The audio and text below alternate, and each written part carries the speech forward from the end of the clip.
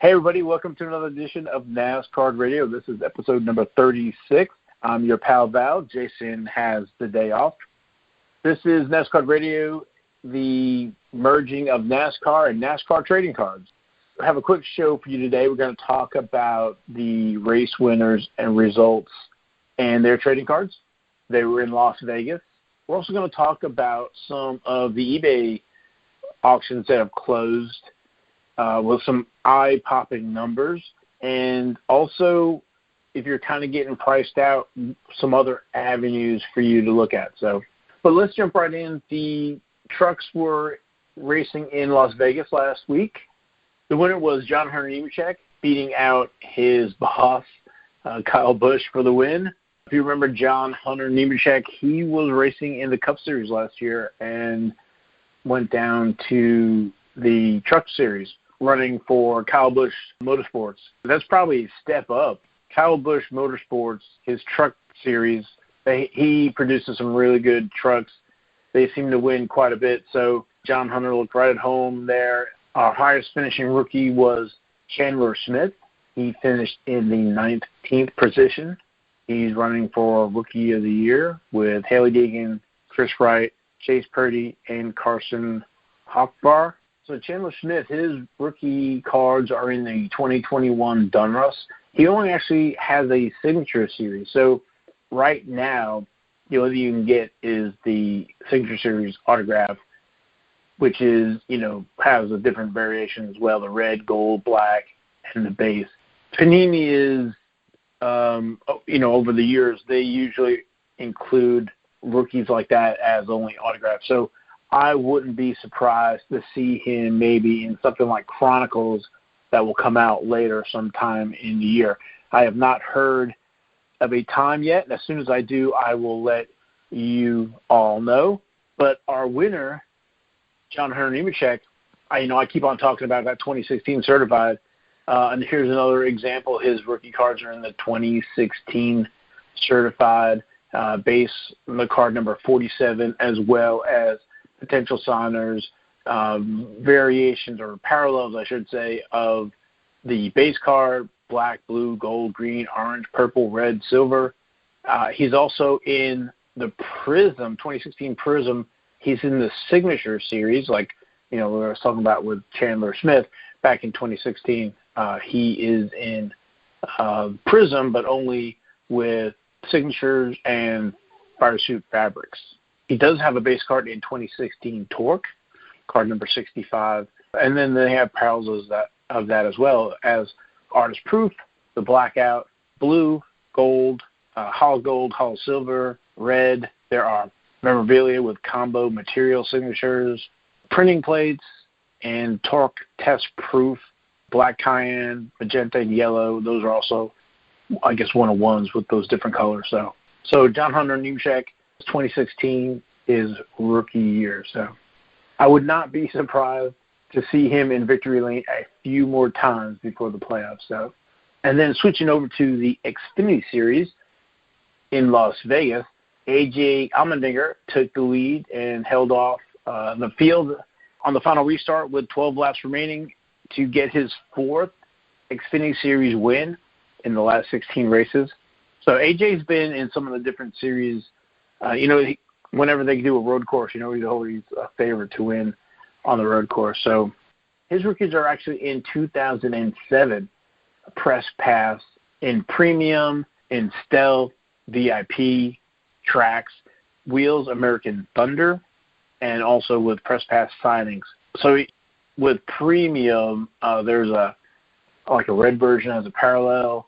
Stealth is a chrome, exclusive and platinum. There's also eBay previews, Maximum Access, Stealth Retail, VIP, also with the different parallels, eBay previews, Rookie Stripes, 2007 Tracks, eBay preview gold, hollow foil red, and then the American Wheels Thunder, like I said, the autographed hat, cool threads, single hat.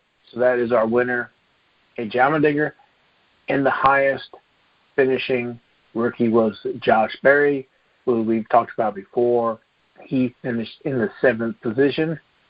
And if you remember his rookie cards, are in the 2013 Press Pass Total Memorabilia, card number 44. And then there's also the Total Memorabilia Rising Stars autographs. And our Rookies of the Year candidates for Xfinity Series for 2021 is Ryan Vargas, Sam Meyer, Josh Berry, Jordan Anderson, and Ty Gibbs. And then over to the Cup Series. Race number 4 and another first-time winner in 2021 with Kyle Larson. Our highest finishing rookie was Chase Briscoe at position 21. The 2021 Cup Series is shaping up to be very, very interesting with our first-time winners, with Michael McDowell, Christopher Bell, and then William Byron winning for the first time this year, and now with Kyle Larson.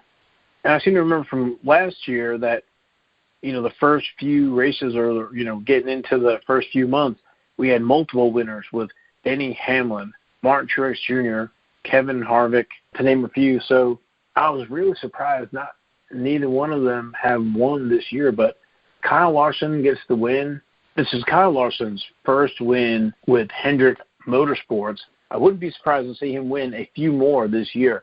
In the first 4 races, he's finished 10th, 30th, 4th, and now 1st.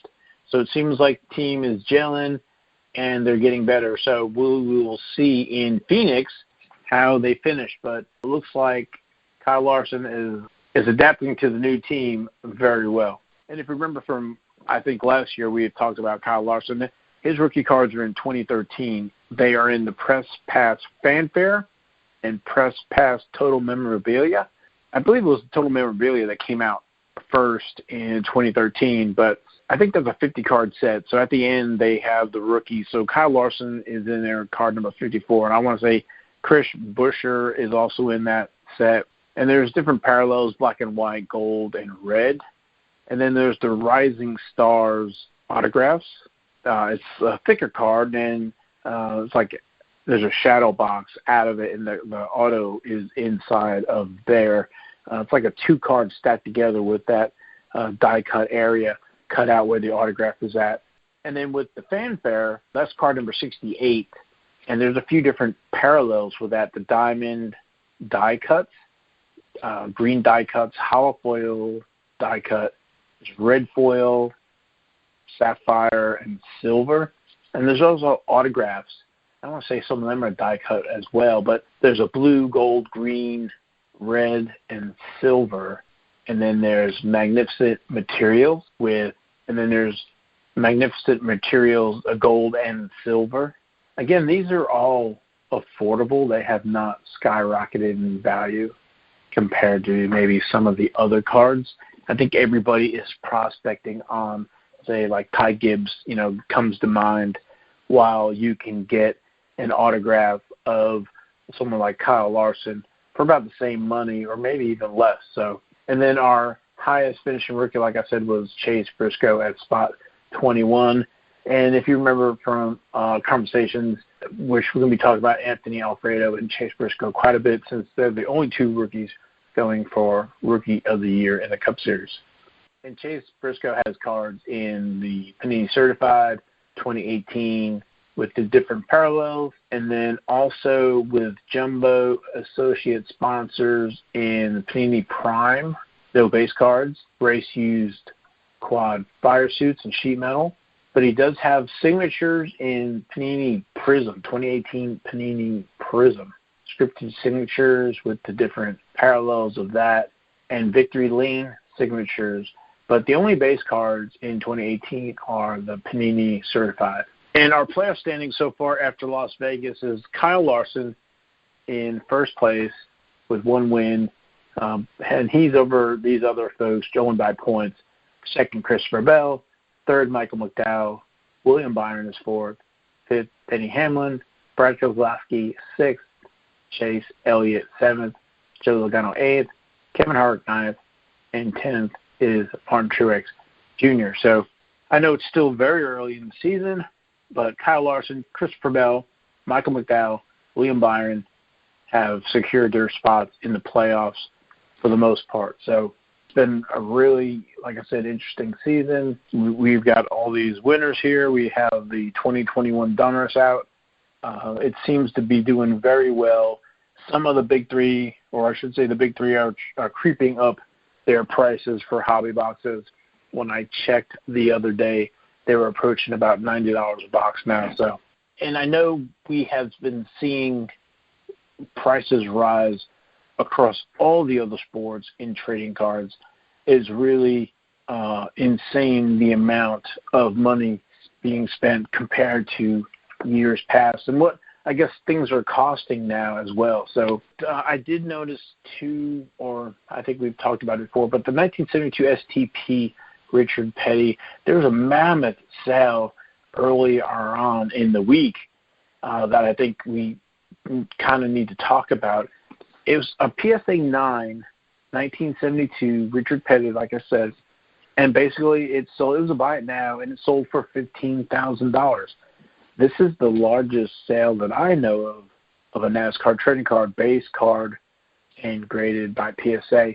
There might have been some others. Maybe they were autographed or something like that. But I think earlier on, maybe it was last week, there was a sale for an ungraded 72 STP Petty for about $6,000. But there's no way it would grade near that 9. So, and that 9 is the highest graded Ricard Petty on the PSA's Pop Report. PSA, I think, is probably the leader in grading of 1972 STPs. I know myself and a few other collectors that collect the 1972 set prefer PSA, or the majority of their cards are graded by PSA. And just looking at the total population report, that is, if you're unfamiliar, PSA keeps track of all of the 1972 STPs as well as the other brands and players, and has a searchable database that you can pull up the specifics for particular cards and particular sets. So on their website, if you go there to psacard.com and go to the Pop Report, you can search. You can put in 1972 STP and click on the set name, and we will populate. So at the time of this recording, there are 86 1972s have been graded. So if you remember, there's a Bobby Allison, Buddy Baker, Richard Brooks, Charlie Gaulock, James Hilton, Emma Langley, Fred Lorenzen with Carr, Dave Marcus, Benny Parsons, and Ricard Petty. And Ricard Petty has been graded the most of any of them by 17 cards have been graded. The next one, not surprising, is actually Buddy Baker. I think there was a large find of Buddy Baker cards, so that's 14. The lowest pop is going to be the Fred Lorenzen with Carr. I believe there's one or two. Yeah, there's two, but graded one with I don't know if that's a 7.5 maybe, and a 7. But of the 17 of the Ricard Petties, there's 1 9. The next grade or below it is a 7. There are 2 7s, 4 6s, 4 5s, 3 4s, 1 3, and 2 2s. So that PSA 9 was head and shoulders above the nearest competition of the PSA 7. So again, these cards were not available through packs or boxes or whatever. They were handouts in the 1971-1972 season by STP, Annie Granatelli. Remember, there were no supplies, penny sleeves, card savers, or top loaders.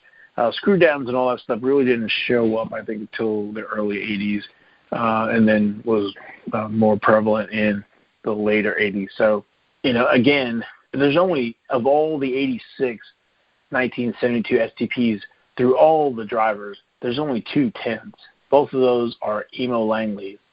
In 9, there's only 4 9s total: Charlie Glasbach, Emma Langley, Fred Lorenzen, and Ricard Petty. So as you can see, high grade examples are quite rare. So earlier on the week, there was a buy it now for just about $15,000, and I believe it sold within the day or 2 days of being listed.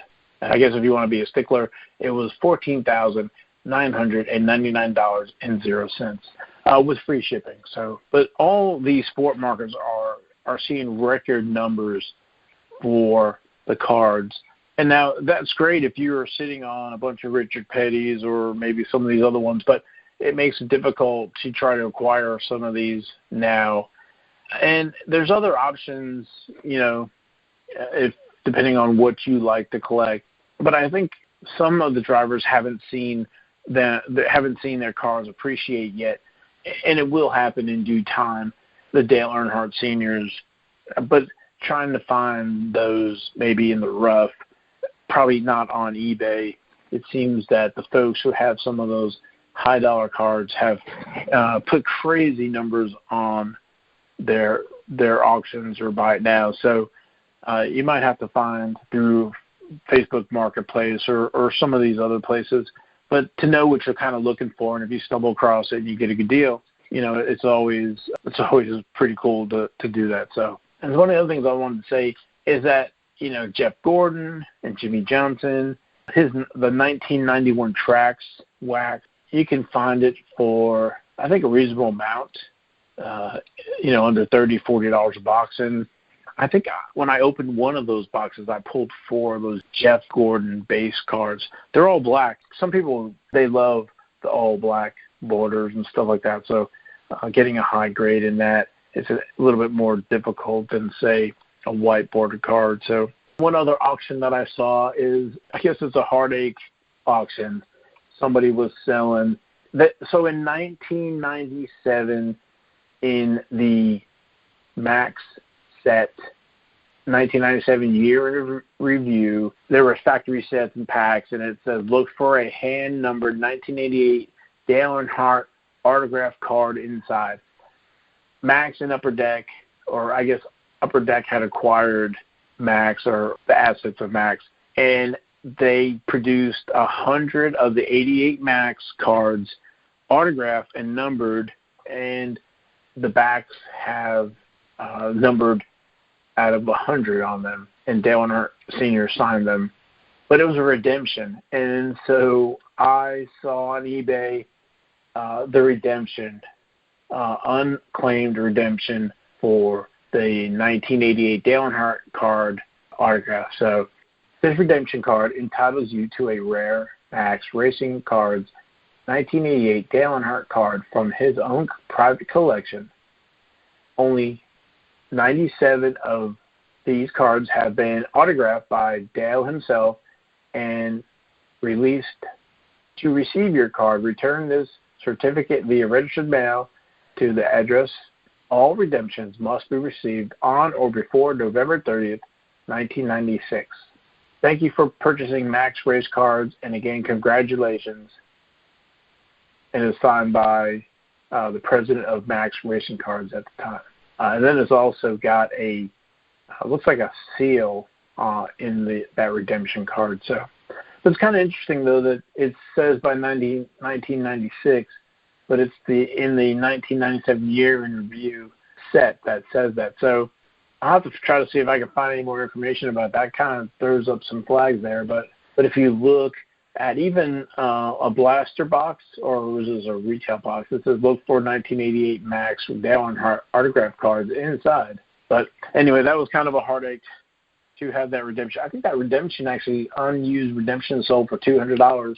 That's right up there with, opening a 2000 football product and get a redemption for Tom Brady that cannot be redeemed. So that is definitely a heartache. But just so everybody knows, we're seeing price increases across the board for 1988 Maxx, wax, and sets. The 1988 Maxx Richard Petty has started to gain some traction. He's been selling for quite a bit. It seemed like for a time there, nobody either wanted it or it was selling for cheap. But now it seems to be in the $20 to $30 range for his base card.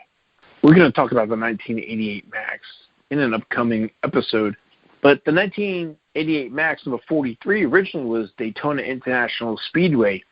They had produced the first run of cards. Richard Petty replaced the Daytona International Speedway card in the, I guess you want to say, second printing, or when they changed the cards around and started producing cards. So technically, I don't want to say it's short printed, but someone like Mark Martin, who was in the first printing and the second printing, that card didn't change, and he was produced through the whole run. So say they did, 10 on the first run, let's say just throwing out number 10,000 in the first run, and then they changed and did, 20 or 50,000 in the second run.